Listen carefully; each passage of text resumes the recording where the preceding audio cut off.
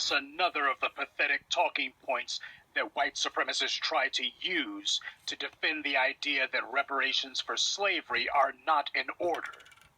The United States was economically and militarily supporting the European powers who were enslaving us. So the white lie about black people selling one another into bondage falls flat.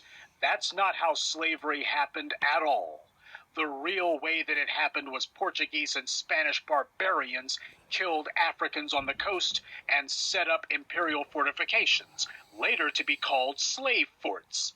It was from these permanent land-based outposts that they headed inland and began to kill Africans there. Eventually, they made the same ultimatum to all the African societies that they encountered. Give us your land and your people, or die. If white people really want to claim that the European wasn't the sole perpetrator of slavery, then why is it that in all of the United States abductions of Africans, not once did they ever invite any of the African kings they encountered to the colonies of the U.S.?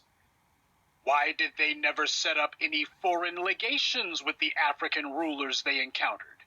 There's a reason why you never see any treaties or trade documents drawn up with the Africans.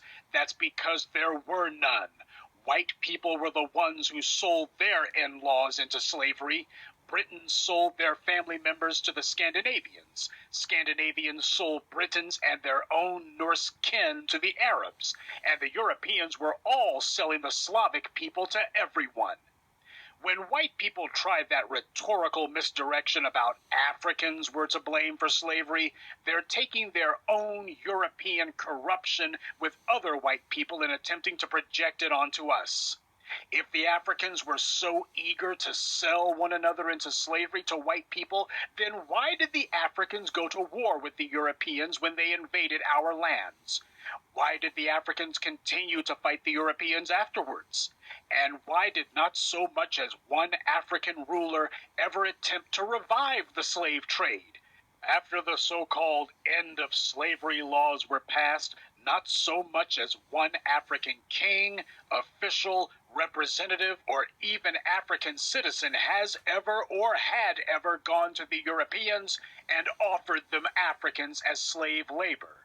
Remember, slavery was allegedly abolished with the Europeans. Would have taken a while for the Africans to get the memo. Never mind the fact that the Europeans were still invading well into the 20th century. Wouldn't it make sense that if the whites were still flooding into Africa and the allegedly dirt-poor Africans had nothing to offer other than their labor, wouldn't they be begging white people to buy a few of them? Why is it that the Africans were not still trying to sell their brethren into slavery to the Europeans who showed up in the late 19th century, decades after slavery had allegedly been abolished? White people were and have always been the driving force behind the slave trade. The whites have never politely asked for anything. They put a gun to your head and rob you. That's how they got a foothold in the Americas. That's how they got the Mexican territories, how they got Hawaii, the Philippines, Iraq, and Afghanistan. They've never asked permission before they take millions of lives. Why would you be so silly as to think they did when they decided to take millions of laborers?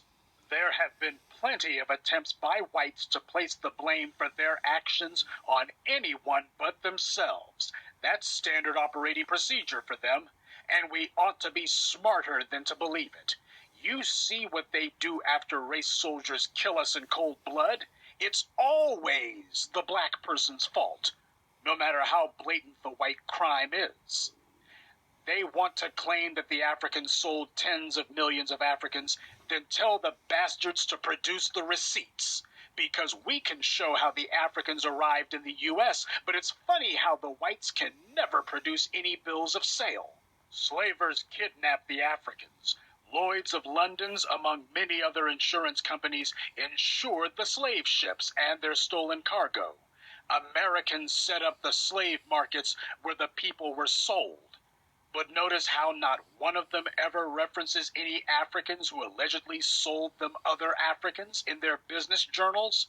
No one mentions how King thus-and-so gave them a really good deal on Ghanaians this month. Slavery is the largest and worst single crime in human history, and the most well-documented. And not only has this crime gone unpunished, it's also gone unfinished. We have not written the final chapter on slavery. The fight to end it still continues today. Some of you fell for the con job that it was over, but white supremacy is giving you a reality